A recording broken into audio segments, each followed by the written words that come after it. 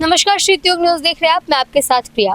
बिहार में जहरीली शराब ने तांडव मचाया हुआ है और इसको लेकर के अब राजनीतिक रोटियां भी सेकी जा रही है। जहाँ एक तरफ विपक्ष इसको लेकर के सवाल उठा रही है, तो दूसरी तरफ जो सत्ता पक्ष के नेता हैं वो अपना पलड़ा झाड़ने की कोशिश कर रहे हैं।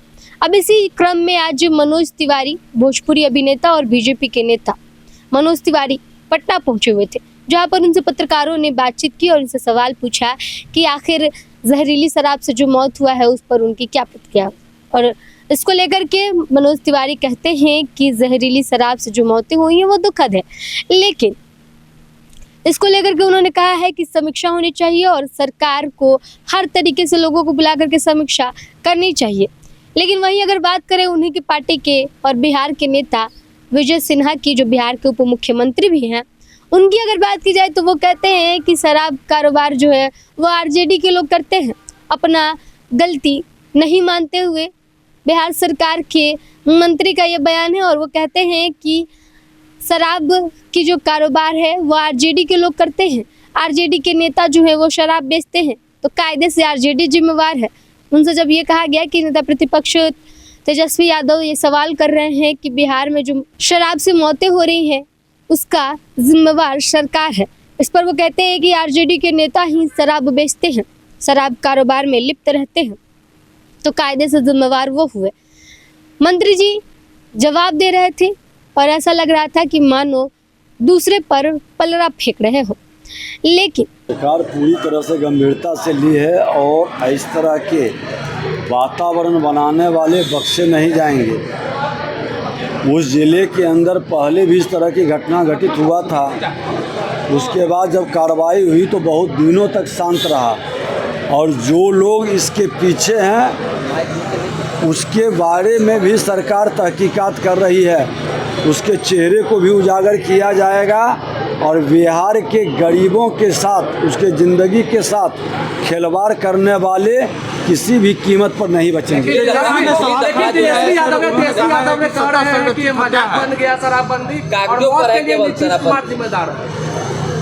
तेजस्वी यादव जी जब विजय सिन्हा नेता प्रतिपक्ष होकर के ये प्रश्न उठाता था और आप उसी जिले में दौरा कर रहे थे, देखने तक नहीं गए थे, उस समय आवाज़ उठाने में क्यों दर्द होती थी? विजय सिन्हा उस समय भी इसका निंदा किया था, इसका प्रतिवाद किया था, आज भी करता है। और ऐसे अपराधी जो इसके पीछे कहीं न कहीं छुपे हैं, राजद से जुड़े हैं, ऐसे मानसिकता के लोग बचेंगे नहीं। आज भी शराब के अवैध धंधे में कौन लोग लगे हैं? शराब बनाने वाले लोगों को उम्मीदवार कौन बनाता है तेजस्वी यादव जी की हिम्मत कि घोषणा करेंगे कि हम न अपराधी को न शराबी को उम्मीदवार नहीं बनाएंगे।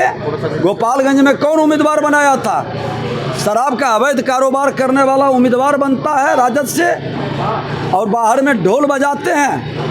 ये दोहरा चरित्र, दोहरा भाषा, दोहरा खेल बंद करें। पिछली दफा जब घटना घटी थी मशरक में आप गए हुए थे, उस समय विपक्ष में थे, आपने कहा था शराबबंदी पूरी तरह फेल है, अभी क्या कहेंगे ये बताइए। मैं तो कह रहा हूँ कि शराबबंदी पूरी तरह से बिहार में लागू है और सरकार और सबकी सहमति से लागू हुई है।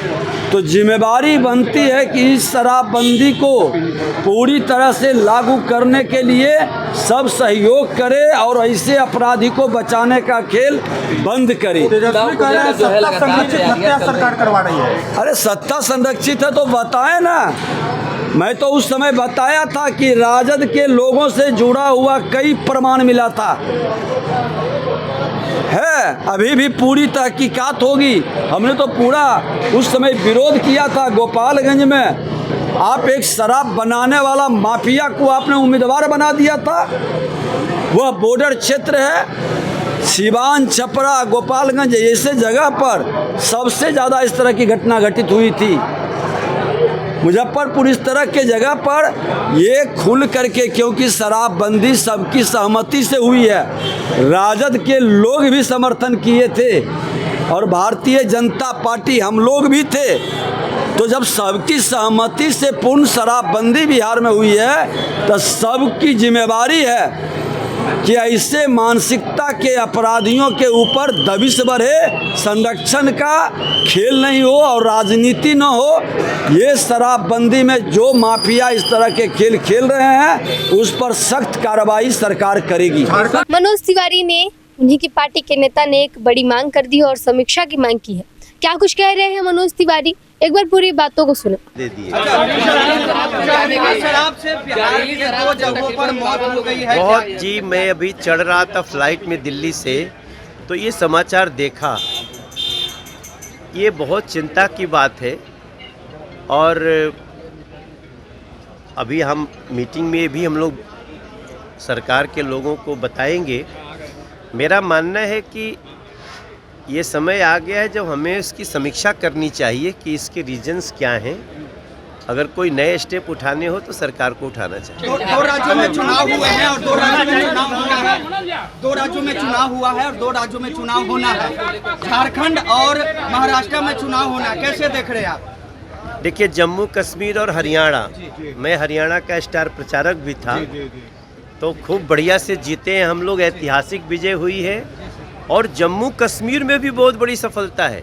मैं आप सबको बताऊं कि जम्मू कश्मीर में ठीक है, सरकार नेशनल कॉन्फ्रेंस की ओर बनी है कांग्रेस के गठबंधन से, लेकिन सिंगल सबसे बड़ी वोट शेयर लेने वाली पार्टी बीजेपी बनी है। तो जम्मू कश्मीर की एक विजय हम बिहार के लोगों को भी और देश के लोगों को पता चलना चाहिए कि जो लोग कहते थे कि 370 लगाने के बाद खून की नदियां बहेंगी, अब वहाँ लोकतंत्र की गंगा बह रही।